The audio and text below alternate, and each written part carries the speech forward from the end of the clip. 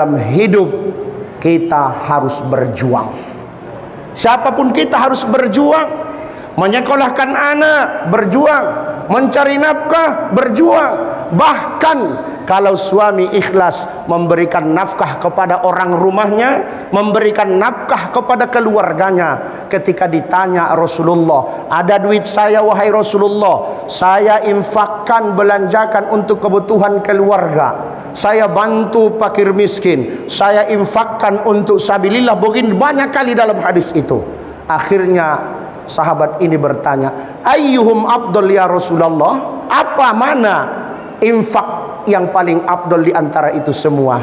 Dijawab oleh Rasulullah, ma anfaqta ala ahlika, apa yang kau berikan kepada orang rumahmu, keluargamu, itulah yang paling besar pahalanya.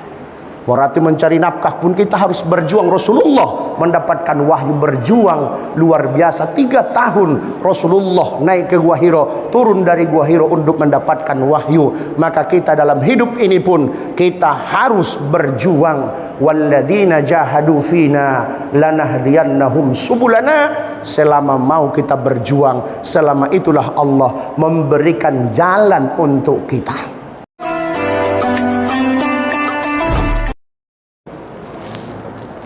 Bismillahirrahmanirrahim. Assalamualaikum warahmatullahi wabarakatuh.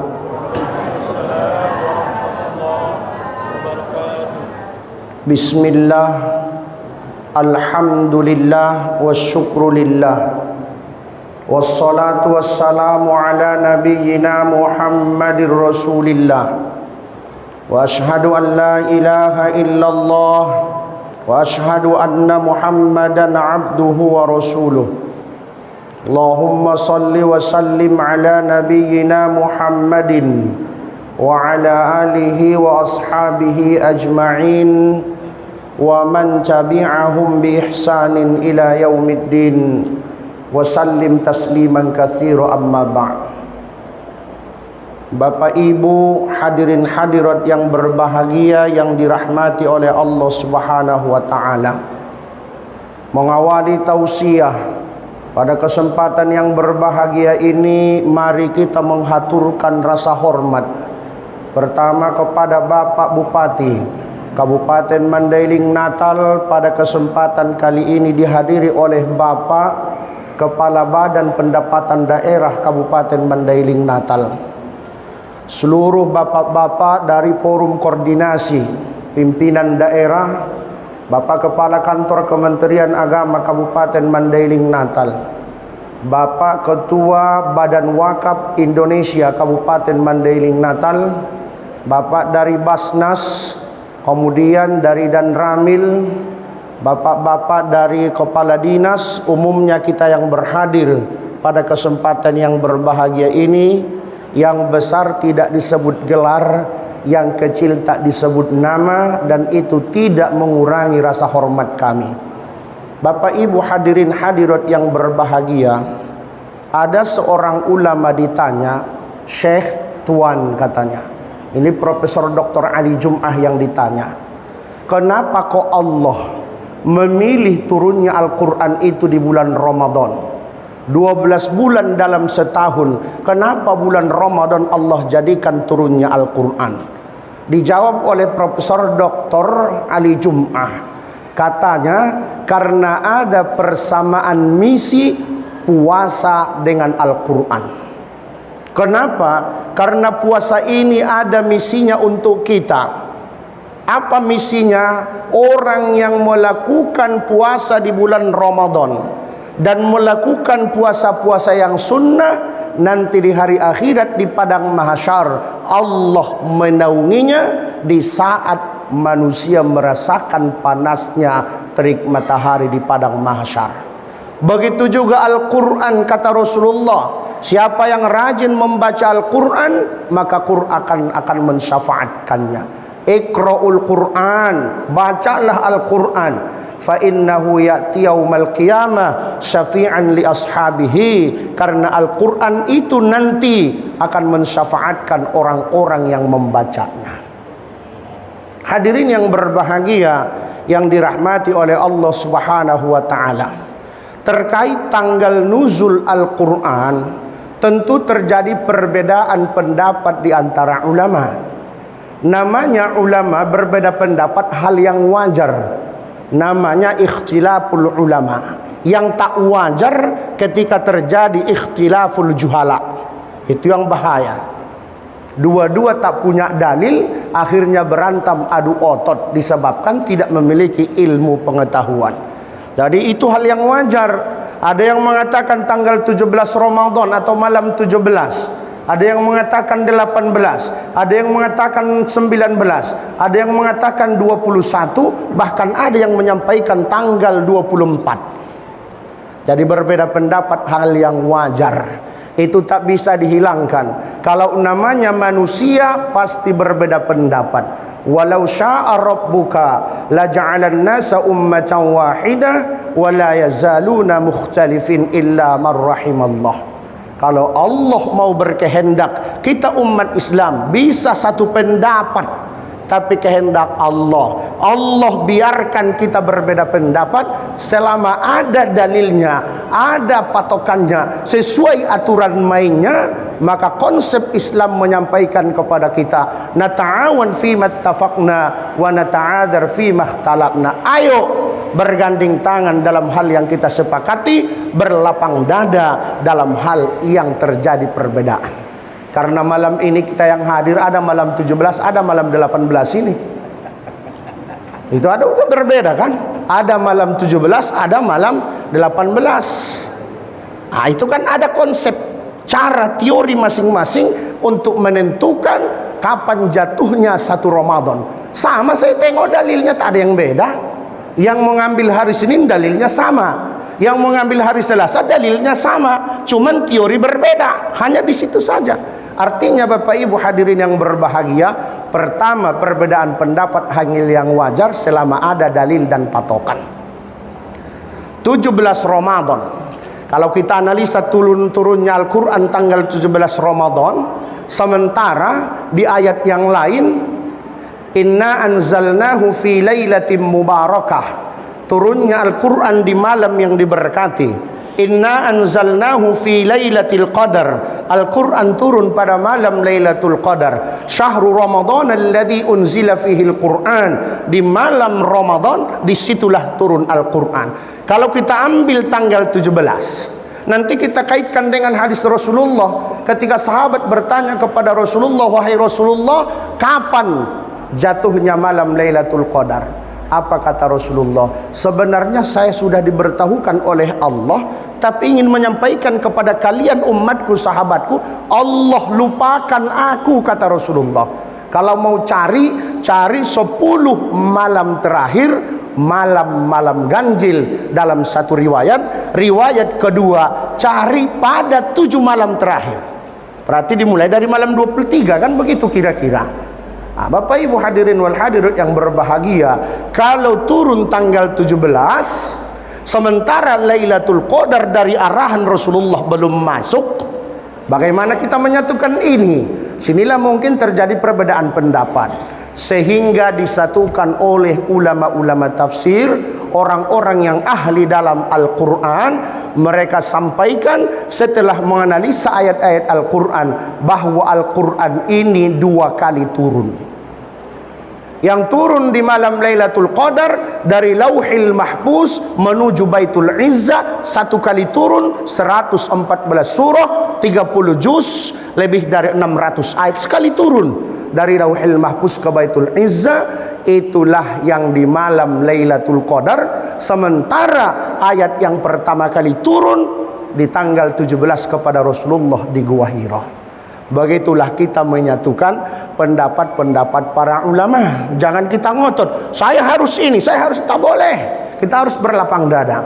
Bapak Ibu hadirin wal hadirat yang dirahmati oleh Allah Subhanahu wa taala, memperingati nuzulul Quran, insya Allah ada minimal 4 hikmah yang mau kita ambil di malam yang berbahagia ini. Ada 4 hikmah memperingati nuzulul Quran. Yang pertama, mengingatkan kita kembali kepada proses turunnya Al-Quran. Seperti tadi disampaikan Ustadz kita pas kuliah, terserah antum tadi kan, ada kultum kuliah terserah antum, disampaikan itu turunnya Al-Quran di Gua Hiro pertama kali.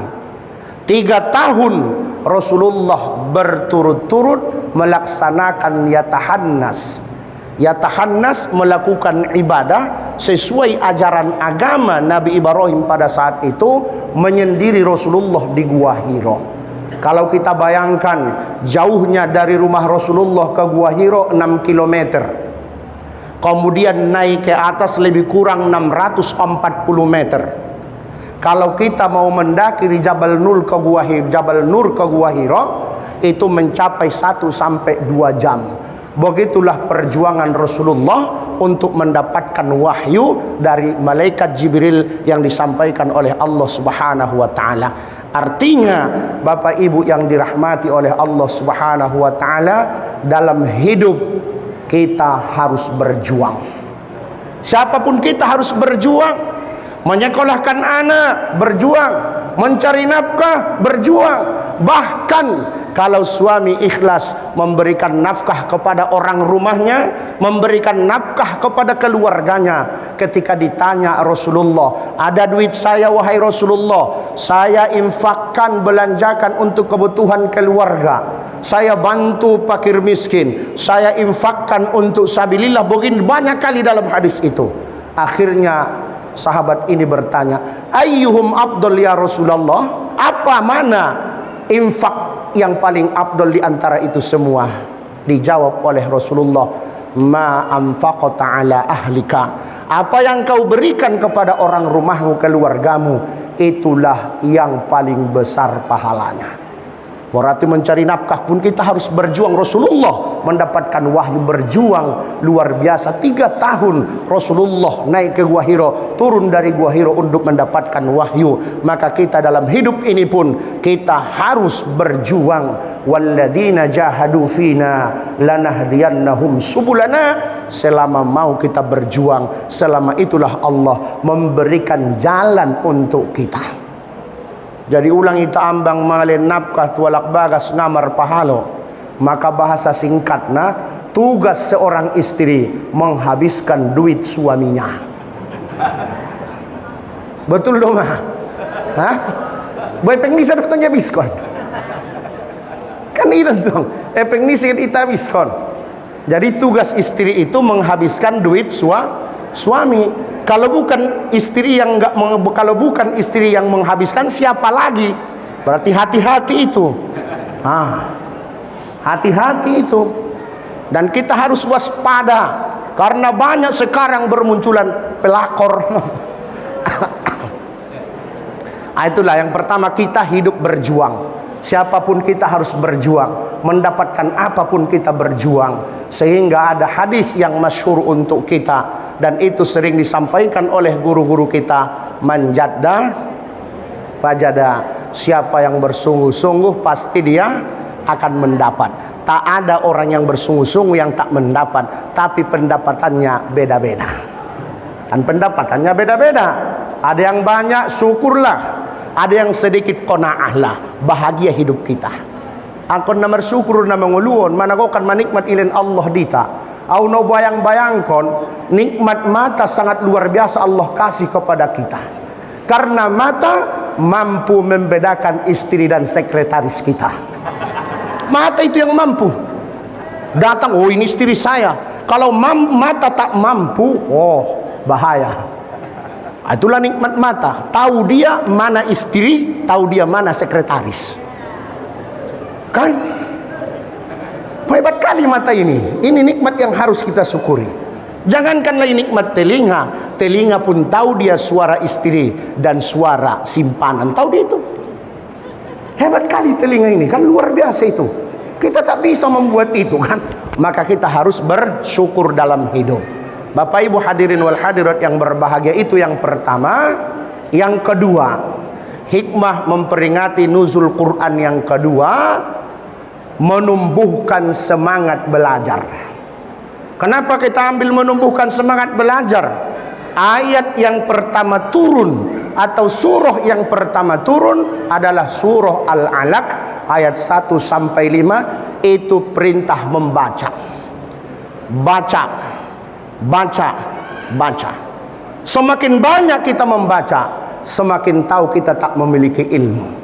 Maka ilmu itu diungkapkan oleh pakar, bahrun la sahidalahu, lautan yang tak memiliki pantai. Semakin banyak kita membaca, semakin tahu kita tidak mengetahui. Semakin banyak kita menuntut ilmu, semakin tahu kita bahwa diri kita itu belum ada apa-apanya.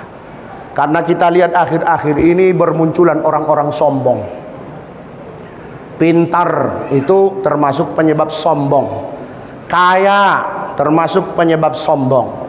Kemudian jabatan dikasih Allah itu sering membuat kita sombong. Padahal kalau kita sombong untuk menghilangkan ilmu yang didapatnya itu 1 detik Allah mampu. Ada saya lihat seorang profesor. Profesor berarti tak ada lagi gelar di atas itu. Doktor, profesor, kan keahliannya sudah luar biasa itu. Profesor. Jadi profesor ini kebiasaan dia setiap berangkat mengajar pasti bersedekah kepada istrinya. Karena mencium istri itu luar biasa pahalanya kalau kita keluar. Setiap berangkat diciumnya kening. Setiap berangkat diciumnya kening. Dia berangkat mengajar, mencium kening terus. Belajar, mencium kening terus. Ternyata 1 bulan dia mengajar, datang istrinya. Apa kata istrinya? Bang, apa kata profesor ini? Biasanya abang kalau mengajar bersedekah. Ini sudah 1 bulan tak pernah bersedekah katanya. Saya setiap mengajar bersedekah nggak pernah saya nggak bersedekah. Rupanya bukan istri yang tercium, ternyata pembantu yang tercium. Allah kan menghilangkan ilmu. Seorang profesor tak bisa dengan matanya membedakan mana istri mana pembantu. Itulah kalau Allah ingin mencabut ilmu. Maka kita tak boleh sombong. Tugas kita belajar, belajar, belajar.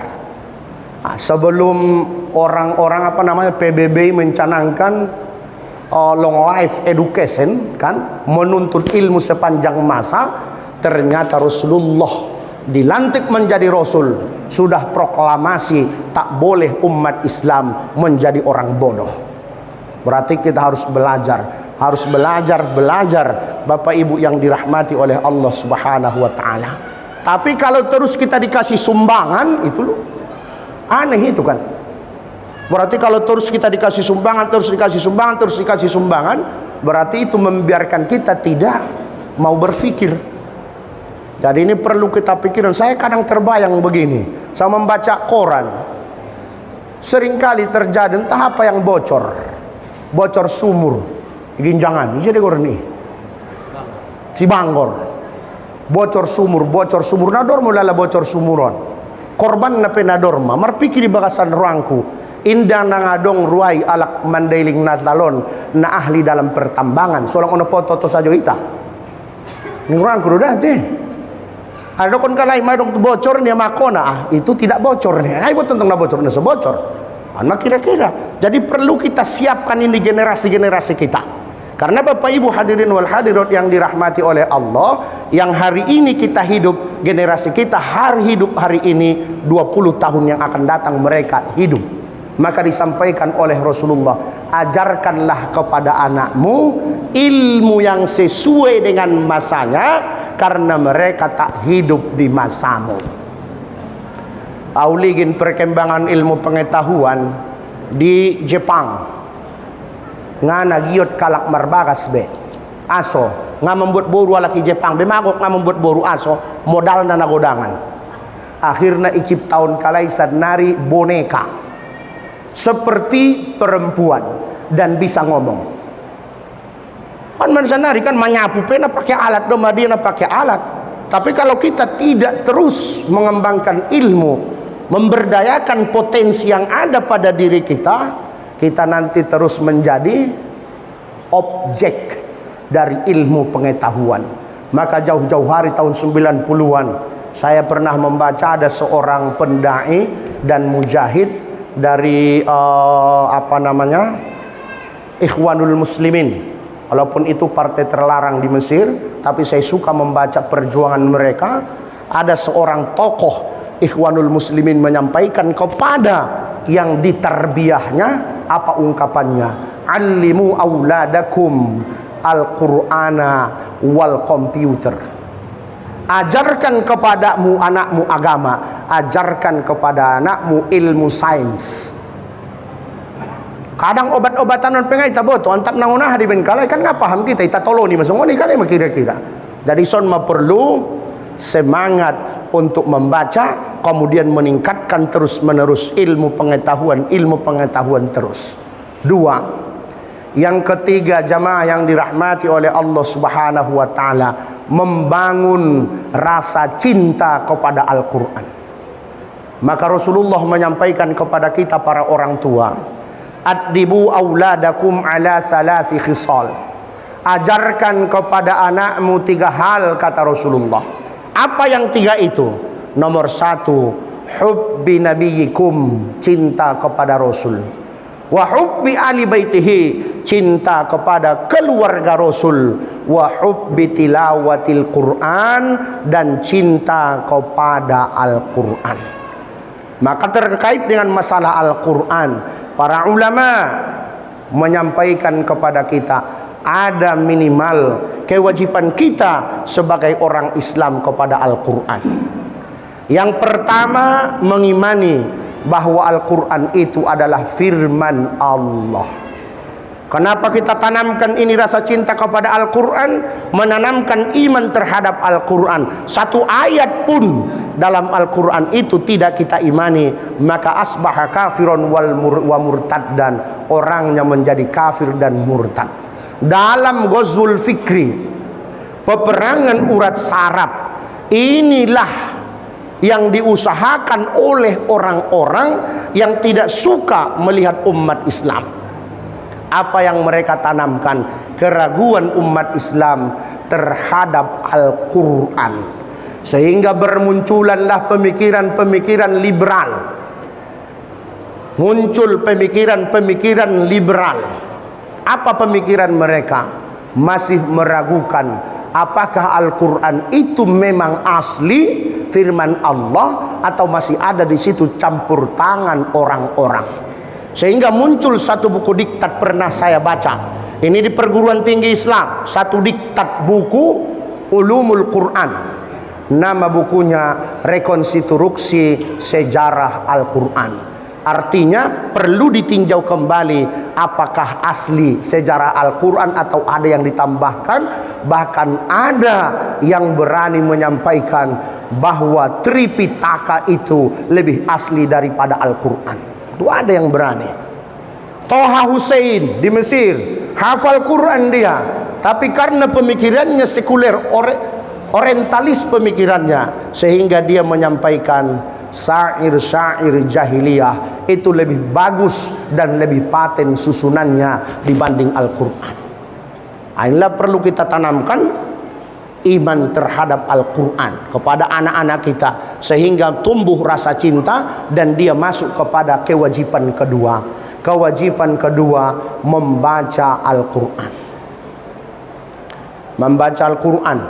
Biasona palamar lagu muslimat uleng dong do bagi lagu nelayon teh. Ikutan kita Imam Syafi'inya kan dong deh. Palamar lagu ibu-ibu muslimat NU, ikutan kami Imam Syafi'i ya kan. Kita contoh jalan Imam Syafi'i. Ikutan ni tentang kan? Imam Syafi'i ta contoh. Rupana Imam Syafi'i selama Ramadan mampu menghatamkan Al-Quran situna khatmatan, 60 noli khotom. Bisa doite? Ha? 60 noli khotom sa Ramadanon. Berarti siang khotom, malam khotom. Saya berpikir secepat-cepatnya saya membaca Al-Quran 1 juz 15 menit. Bagaimana Imam Syafi'i membaca Quran ini? Ini yang saya pikirkan. Tapi ternyata cara membaca mereka dengan kita berbeda. Cara membacanya. Kalau orang yang hafal Quran, dia membaca bukan pakai mulut, tapi dia membaca pakai hati dan pikiran, sehingga cepat membacanya. Utsman bin Affan salat tahajud khatam Quran. Umar Abu Bakar khatam Quran. Tak mampu kita, kan dah mampu. Paling mampu ni cerita Ustaz Mukhlisi Mason Sadari ada acara tausiah ala-kalak SD umur 12 tahun di Moka 15 Ramadan mandung onom noli khotom. Onom noli khotom berarti pala 30 12 noli khotom Quran. Borat judo baik tie, ang wetong-wetong no daun. Ujalaki busa Imam Syafi'i, Imam Ghazali. Apa kata Imam Ghazali? Kalau ada umat Islam hanya mampu menghotomkan Al-Quran 1 kali dalam 1 bulan, itu sudah keterlaluan terhadap Al-Quran. Sanoli sabulan khotom pindah bisa. Saja dogari kita contoh para sahabat sekali toluari khotam Quran. Indah lalu sekali 5 hari, indah lalu sekali 6 hari, minimal sekali 10 hari. Lalu deh, anggongon wat duha bisa insyaallah. Wat duha sampai habis ikhotomkon. Kan ikhotomkon deh, indah khotom. Jadi Bapak Ibu hadirin hadirat, kalau tidak kita berikan hak Al-Quran, pasti Quran nanti menuntut kita di hari akhirat. Itu makna dari hadis Rasulullah, man ja'alahu amamahu qadahu ilal jannah wa man ja'alahu wara'ahu saqahu ilan nar. Siapa yang menjadikan Al-Quran di depannya, Quran ini yang menuntun dia masuk ke dalam sorga. Dan siapa yang menjadikan Quran di belakangnya, Quran itulah yang menyeret dia nanti masuk ke dalam api neraka. Maka Bapak Ibu hadirin hadirat, indah mampu nih orang ujalaki terus arana pala ita goran namar amal indah dong napalinggokon angarong napida nagok pari alak maramal 3 rakaat di sumbayang duha 8 bisa dionom olo 4 bisa 2 bisa angkon tiap hari deh indah sekali sapoken majolo kan manawar tutoru don. Jadi dalam beribadah karena kita nawarnya ke bawah, maka saya cari jugalah biar selamat kita. Ternyata ketemu dalam musnad Imam Abu Hanifah. Ini tak bisa lagi ditawar. Apa kata Rasulullah? Man qara'al Qur'ana marrataini fi kulli sanatin faqad adda haqqal Qur'an. Siapa yang mampu mengkhatamkan Al-Qur'an 2 kali dalam 1 tahun, maka dia sudah memberikan hak Al-Qur'an itu. Itu tak bisa lagi kita tawar. Berarti minimal 2 kali khotom kita terhadap Al-Quran. Dan ini mengingatkan kita kalau masyarakat Kabupaten Mandailing Natal sudah dari dulu cinta kepada Al-Quran. Contoh bukti Al-Qurra wal Huffaz. 5 bukti. Adong masjid Al-Qurra wal Huffaz. Tak boleh imam di situ kecuali hafal Al-Quran. Kemudian kita lihat buktinya kedua, bahwa termasuk Kabupaten Mandailing Natal dapat penghargaan, ada kampung Al-Quran di Mandailing Natal, tepatnya Desa Lumban Dolok. Itu kan penghargaan, karena mungkin tokoh-tokoh melihat bahwa produk-produk hafid qori Al-Quran itu rata-rata bersumber dari Kabupaten Mandailing Natal untuk Sumatera Utara. Berarti anggo membaca Quran Nabi Asom itu kan membaca Quran insya Allah aman. Tapi targetnya membaca bukan wirid. Anggo wirid berarti membaca Yasin tiap malam Jumat wirid. Oninda membaca Quran mulai dengan Al-Fatihah sampai An-Nas khatam tamat ulangi lagi, khatam ulangi lagi. Itulah yang dikatakan membaca Al-Quran. Selama mau kita membaca Al-Quran, selama itulah Allah mencintai kita. Maka kata Rasulullah, inna lillahi la ahlun fil ardi. Sesungguhnya Allah memiliki keluarga di atas bumi. Datang sahabat, ya Rasulullah, Allah punya keluarga. Kita kan mengimani kullu Allah hada Allahus samad, lam yalid wa lam yulada, lam yakul lahu kufuwan ahad. Siapa Rasulullah? Keluarga Allah di atas dunia. Ahlul Quran wa khassatu ahlul Quran, dan itulah pilihan Allah Subhanahu wa taala. Maka jangan sekali-kali kata Rasulullah kita menyakiti keluarga Allah di atas dunia. Begitulah Allah memuliakan ahlul Quran. Yang keempat ini yang terakhir, memperingati nuzul Quran, mengingatkan kita kembali kepada malam yang mulia yang dikatakan malam Lailatul Qadar, dan itulah sesungguhnya yang ingin kita usahakan, dan kita berdoa kepada Allah semoga tahun ini kita mendapatkan malam Lailatul Qadar. Bagaimana mencarinya? Kan begitulah, berusaha dulu. Undara berdoa saja, ya Allah pasal malam Lailatul Qadar nih, tidak bisa saja. Jadi kaedah kita pakai 10 malam terakhir malam-malam ganjil. Berarti berbeda sama malam ganjilon. Adong borinon malam ganjil, adong malam gonop. Ini mah kira-kira. Kira-kira kan ini kaedah yang harus kita sampaikan. Cari di malam 7 terakhir. Berarti dari 23 akhirnya bagaimana supaya dapat? Kita contoh Rasulullah. Apa kata sahabat? Karena Rasulullah sallallahu alaihi wasallam idza dakhala al-ashrul awakhir min Ramadan shadda mi'zarahu wa aiqadha ahlahu wa ahya lailahu. Rasulullah kalau sudah masuk 10 malam yang terakhir, maka Rasulullah mengencangkan ikat pinggang, artinya semangat untuk meningkatkan ibadah, membangunkan orang rumahnya untuk ikut qiyamul lail, wa ahya lailahu, dan Rasulullah menghidupkan malam sampai subuh beramal ibadah. Ison dina sodong teh anggo di daerah Arab adong di sudun gorana i'tikaf 10 malam terakhir.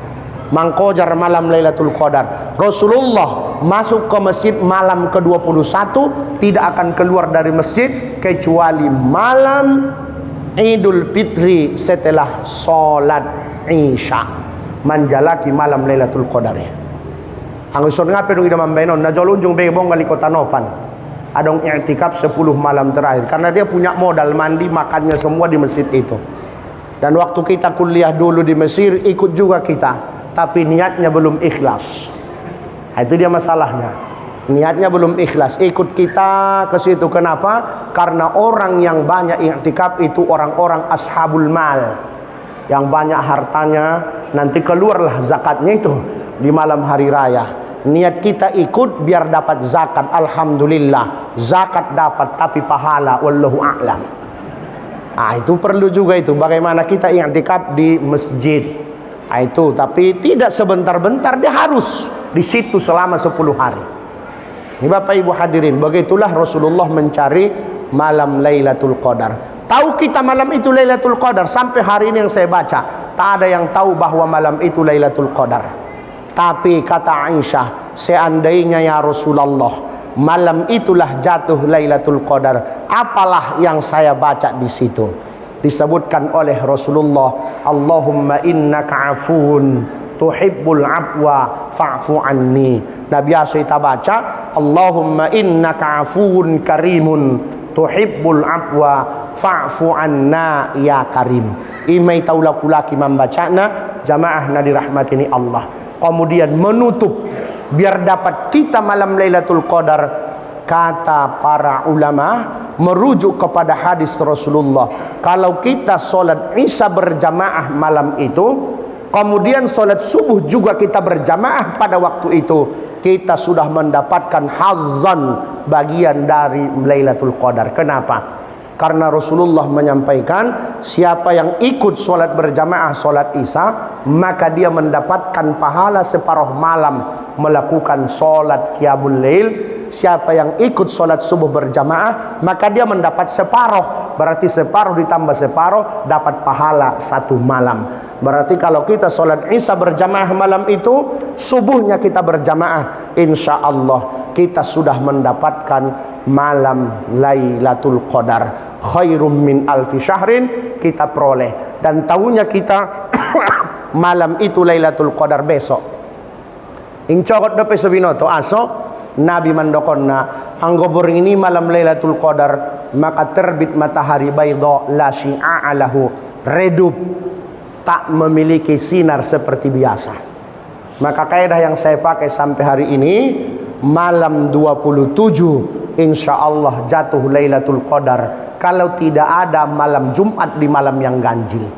Kalau ada malam Jumat malam ganjil, insya Allah disitulah jatuh malam Lailatul Qadar. Tapi seperti kita sampaikan di awal, belum tentu ganjil menurut kita, ganjil menurut Allah. bisa saja ganjil menurut kita, menurut ilmu Allah genap. Maka hidupkanlah 10 malamnya agar dapat Lailatul Qadar. Mungkin inilah tausiah yang bisa kami sampaikan. Terima kasih atas segala perhatian. Mohon maaf atas segala kesalahan. Wassalamualaikum warahmatullahi wabarakatuh. Tuan ini mana, Bang?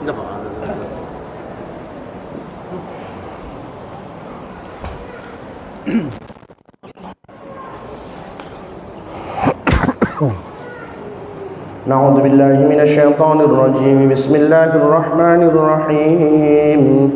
Alhamdulillahi rabbil alamin wassalatu wassalamu ala asyrafil anbiya'i wal mursalin wa ala alihi wa ashabihi ajma'in. Allahumma rabbana taqabbal minna innaka antas sami'ul alim wa tub alaina innaka antat tawwabur rahim.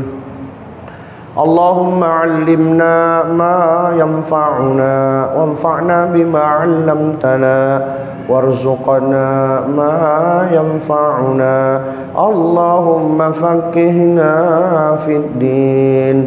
Allahumma ij'al ni'matana daimah wa dawlatana qa'imah wa auladana ulama wa la tusallit alaina zalima. Allahumma a'inna 'ala as-siyami wal qiyam wa tilawatil qur'ani wa hifdzil lisan. Allahumma ij'alna min ahlil qur'ani wa khassatuh. Allahumma ij'alna min ahlil qur'ani wa khassatuh. Allahumma arhamna bil Qur'an washfi mardana wa mardal muslimina bi shifa'il Qur'an. Allahumma nawwir qulubana bi nuril Qur'an wa sahhih ajsadana bi shifa'il Qur'an. Rabbana atina fid dunya hasanah fil akhirati hasanah wa qina adzabannar. Allahumma ansur ikhwanana al-mujahidin fi Gaza wa fi Palestin. Allahumma ansurhum nasran aziza وافتح لهم فتحا قريبا.